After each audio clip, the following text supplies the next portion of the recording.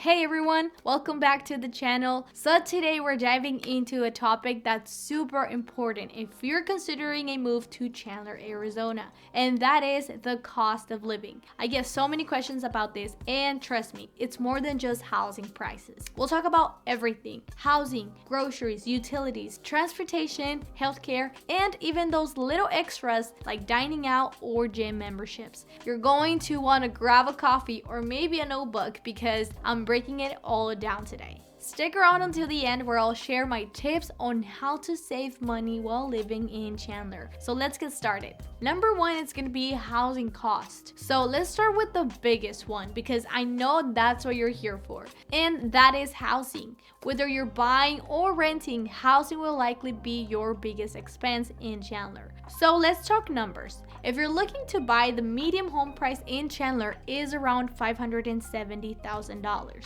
Now, compared to other cities like Scottsdale or San Diego, that might sound like a steal, but keep in mind it's still higher than the national average. So let's put it into perspective because you may be asking yourself, what is driving this housing cost? Well, Chandler is known as a tech hub. Some people even call it the Silicon Desert because companies like Intel, PayPal, and Microchip Technologies have brought in so many jobs into the area, which is great, but it has also increased the demand in housing. So what's the takeaway here? Housing in Chandler isn't the cheapest, but it's competitive for what you're getting. But if you're strategic and look into older neighborhoods or townhomes, you can find something that fits your budget. And by the way, let me know in the comments if you'd like me to dive deeper into specific neighborhoods in a future video. Next, let's talk about utilities and groceries, two essentials you can't escape from no matter where you live. So,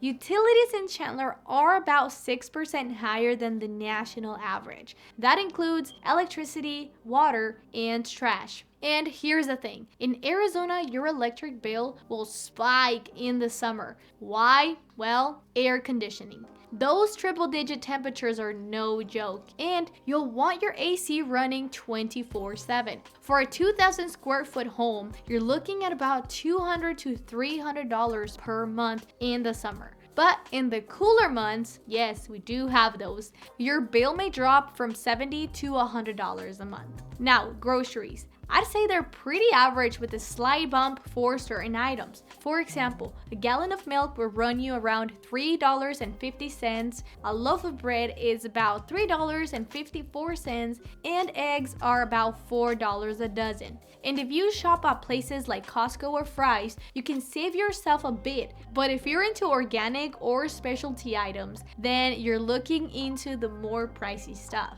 But here's a quick tip. Check out the local farmers market in Chandler. Not only can you get fresh, locally grown produce, but you can also get to know people in your community while you're at it. Number 3 is transportation expenses. Alright, let's shift the gears a little bit to transportation. Whether you're commuting to work or just heading to the grocery store, getting around Chandler has its cost. First, let's talk about gas prices. Right now, gas is about $4 a gallon. Pretty typical for Arizona though. But if you're coming from California, you might actually find this to be a relief. Now, for public transportation, Chandler does have a bus system, but let's be real, it's not super extensive. So most people here rely on their cars. That means factoring in maintenance costs like tires and batteries, which wear out faster during the heat, by the way. And if you're like me and enjoy a little bit of a road trip to Sedona or Flagstaff on the weekends, don't forget to budget for that extra gas money as well. Number 4 is healthcare cost. Healthcare is one of those costs we can't ignore because we never know when we might end up having to pay a medical bill. So in Chandler, healthcare expenses are about 5% higher than the national average. A standard doctor's visit costs around $130, and if you need to see a specialist, it will be even more. But Chandler has excellent healthcare facilities like the Chandler Regional Medical Center and Banner Ocotillo. These are top notch, and many people move here especially for the access to quality care. And if you have insurance, make sure to understand your copays and deductions. Those can vary widely depending on your plan. But here's a tip. If you're new to the area, check out community health fairs. They often offer free screenings and other resources to help you stay healthy. Number 5 is going to be dining and entertainment options. Let's talk about the fun stuff now. Dining, entertainment, and the extras that make life enjoyable. In Chandler, you've got options. Dining out can range from affordable to high-end. You want a quick bite? Well, a meal at a casual spot like In-N-Out will cost you about $10 to $15. But if you're celebrating something special, a night at DC's Steakhouse or one of the rooftop bars in downtown Chandler could easily run $100 per person. And for entertainment, there is no shortage of options. Tickets to Harkin theaters cost about $10, and if you're into fitness, gym memberships are around $33 a month. And let's not forget about the free stuff though. Chandler has beautiful parks, hiking trails, and community events at local parks. Or you can even check out the famous tumbleweed tree lighting during the holidays. So while you'll want a budget for the occasional splurge,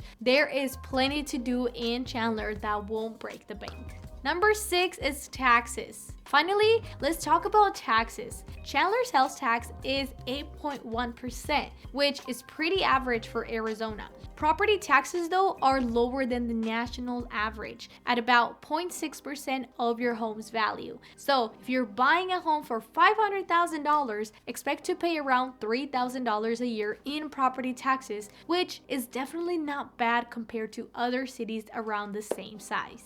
And here's a fun fact. Arizona offers tax credits to things like school tuition and public education programs. So if you're a homeowner, you may find some ways to offset those costs. So there you have it. Some costs to keep in mind if living in Chandler is something you're looking forward to.